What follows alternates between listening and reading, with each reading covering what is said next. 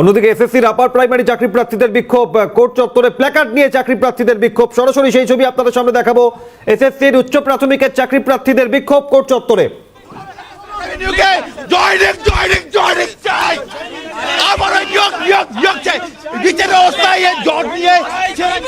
Upper primary যারা চাকরি প্রার্থী তারা আদালতের সামনে, অর্থাৎ কলকাতা হাইকোর্টের মূল গেট, যেটাকে বি গেট বলে, সেই গেটের সামনে বসে তারা বিক্ষোভ দেখাচ্ছিলেন। যেহেতু আপার প্রাইমারির মামলা এই মুহূর্তে বিচারপতি সোমেন সেনের ঘর থেকে সরে গিয়েছে বিচারপতি তপব্রত চক্রবর্তীর ডিভিশন বেঞ্চে, এবং সেই মামলা যেহেতু এই মুহূর্তে বিচারপতি এখনো পর্যন্ত নেননি, তাই বিচারপতি সোমেন সেনের ঘরে যখন মামলাটি চলছিল তখন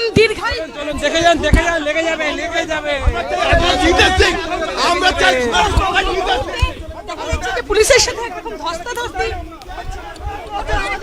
মূলত যারা এই মামলার সঙ্গে যুক্ত, অর্থাৎ এই মামলার যারা পিটিশনার, তাদেরকে এখান থেকে সরিয়ে নিয়ে যাওয়া হচ্ছে। তার কারণ তারা বিক্ষোভের শিকার, বিক্ষোভ করছিলেন এবং কলকাতা হাইকোর্টের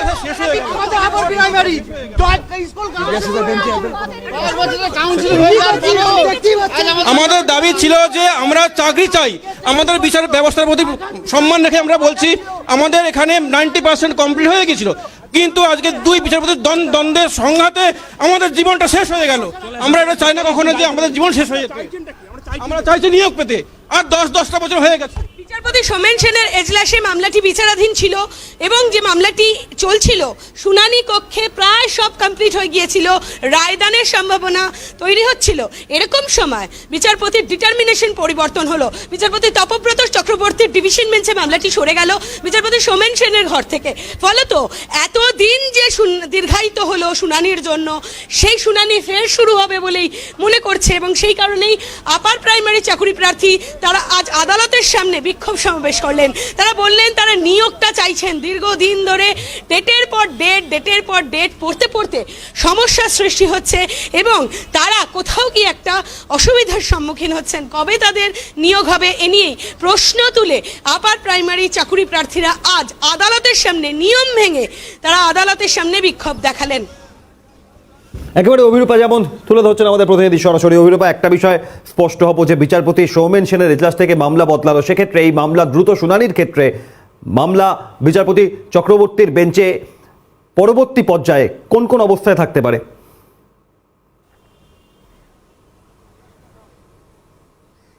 বিচারপতি তপব্রত চক্রবর্তীর কাছে যখন মামলাটি পুরোটাই চলে গেল, অর্থাৎ শুধু ওই একটা মামলা নয়, সব মামলাই চলে গেল, সুতরাং এই যে মামলাটি যেটা নিয়ে আপার প্রাইমারি চাকরি প্রার্থীরা উদাসীন হয়ে পড়ছেন বা বিক্ষোভের জন্য এসছেন, তারা বলছেন আদালত উদাসীন। তার অন্যতম কারণ হচ্ছে বিচারপতি সোমেন সেনের ঘরে এতদিন মামলাটি চলছিল এবং সেটার প্রায় শুনানি শেষ হবার মুখে ছিল।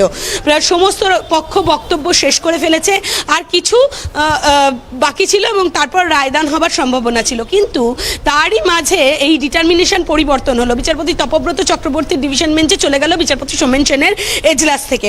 এই দুই বিচারপতির দ্বন্দ্ব, যা বিচারপতি অভিজিৎ গঙ্গোপাধ্যায় এবং বিচারপতি সোমেন সেনের এজলাসের মধ্যে যে দ্বন্দ্ব, সেই দ্বন্দ্বের ফলে তারা ক্ষতিগ্রস্ত হলেন। তারা বলছেন যে দুই বিচারপতির দ্বন্দ্বের মধ্যে তারা ক্ষতিগ্রস্ত হওয়ার ফলে এত বড় মামলা, যেখানে এতদিন শুনানির পর তারপরে আবার ডিটারমিনেশন পরিবর্তন হলে বিচারপতি চক্রবর্তী আবার নতুন করে শুনবেন, এটা একথা বলাই বাহুল্য, এবং তারপরে তাদের আরও দিন শেষ হয়ে যাবে। তার কারণ হচ্ছে পুরো ডিভিশন বেঞ্চ আলাদা ছিল।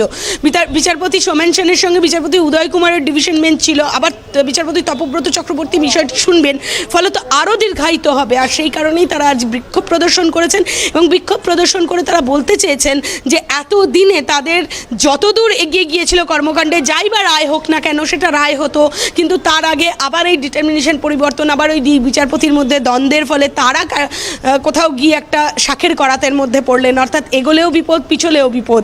তো সুতরাং এই জায়গা থেকে দাঁড়িয়ে তারা নিজেদের চাকুরি, তাদের নিজেদের ভবিষ্যৎ, এসবের কথা মাথায় রেখেই নিয়ম ভেঙে তারা আদালতের সামনে বসে গেলেন এবং আদালতের সামনে বসে মূল যে গেট আদালতের, কলকাতা হাইকোর্টের বি গেট, সেই বি গেটের সামনে বসে তারা বিক্ষোভ প্রদর্শন করলেন। একেবারে অভিরূপা হাজরা সরাসরি আমাদের সঙ্গে ছিলেন।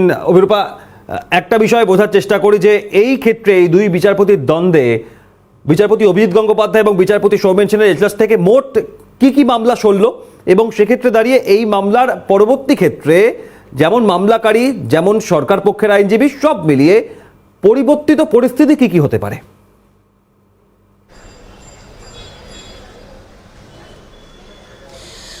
বিচারপতি অভিজিৎ গঙ্গোপাধ্যায় এজলাস থেকে সরে গেল। প্রাথমিক নিয়োগ দুর্নীতির মামলা দুটি মামলা আগেই সরেছিল। সেই দুটি মামলা বিচারপতি অমৃতা সিনহার এজলাসে বিচারাধীন ছিল সুপ্রিম কোর্টের নির্দেশে। বাকি যে মামলাগুলি ছিল বিচারপতি অভিজিৎ গঙ্গোপাধ্যায়ের এজলাস থেকে ডিটারমিনেশনে আজকে পরিবর্তন হয়ে গেল সেই মামলা। এই মামলাগুলি শুনবেন বিচারপতি রাজশেখর মান্থা। অন্যদিকে ডিভিশন বেঞ্চ, যেটা প্রাথমিক নিয়োগ এবং আপার প্রাইমারি নিয়োগের যে ডিটারমিনেশন, সেটাও পরিবর্তন হয়েছে। ডিভিশন বেঞ্চের ক্ষেত্রে বিচারপতি সোমেন সেন এবং বিচারপতি উদয় কুমারের ডিভিশন বেঞ্চ থেকে এই মামলাগুলি সরে গেল। আপার প্রাইমারি নিয়োগ দুর্নীতি সংক্রান্ত সমস্ত ডিভিশন বেঞ্চের মামলা, পুরো শিক্ষক নিয়োগ দুর্নীতি বা নিয়োগ দুর্নীতির যে মামলা, যা সিঙ্গল বেঞ্চের নির্দেশনামাকে চ্যালেঞ্জ করে যে কোনো পক্ষ ডিভিশন বেঞ্চে যেতে পারত, সেই ডিভিশন বেঞ্চের মামলাগুলি সরে গেল এবং ডিটারমিনেশন পরিবর্তন হলো বিচারপতি তপব্রত চক্রবর্তীর ডিভিশন বেঞ্চে। বিচারপতি তপব্রত চক্রবর্তীর ডিভিশন বেঞ্চে এই যে তুমি বলছো যে রাজ্য সরকারি আইনজীবী বা পিটিশনার আইনজীবী যে মামলাগুলো যে জায়গায় ছিল, অর্থাৎ বিচারপতি সোমেন সেনের এজলাসে ঠিক যে জায়গায় ছিল সেখান থেকে কিন্তু আবার নতুন করে শুরু করতে হবে। তার কারণ বিচারপতি তপব্রত চক্রবর্তী এই মামলাগুলোর সঙ্গে যুক্ত ছিলেন না, তিনি হাফ পোর্শন থেকে মামলা শুনতে পারবেন না। সুতরাং নিয়ম অনুযায়ী প্রথম থেকেই তিনি মামলা শুনবেন। তো সুতরাং আবার প্রথম থেকেই মামলা শোনানো হবে এবং সেই মামলা শোনার পর একাধিক মামলা রয়েছে, একাধিক নির্দেশিকা পেতে চলেছে। তো সুতরাং দীর্ঘায়িত হতে পারে মামলা, আর সেই কারণেই তারা আরও আশঙ্কা করছিলেন যে আগামী দিনে তাদের ভবিষ্যৎ কী হবে। বিচারপতি তপব্রত চক্রবর্তী ডিভিশন বেঞ্চে যদি মামলা শুরু হয় তাহলে সেটা আরও কতদিন দীর্ঘায়িত হবে। এমনি বিচারপতি সোমেন সেনের এজলাসে মামলা বেশ কয়েকদিন ধরে শুনানি চলছিল এবং তখন তারা সূর্যের আলোটা দেখতে যাচ্ছিল, যখন রায় হবার সম্ভাবনা ছিল তখনই এই ধরনের ঘটনা ঘটলো। আর সেই কারণেই তারা বিক্ষোভ প্রকাশ করলেন আজ কলকাতা হাইকোর্টের মূল গেট অর্থাৎ বি গেটের সামনে।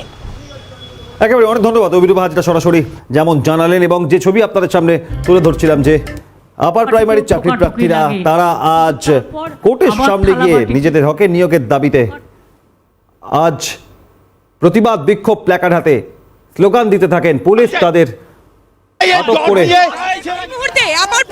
প্রেজেন্ট ভ্যানে তোলে। ধন্যবাদ অভিরূপা হাজরাকে।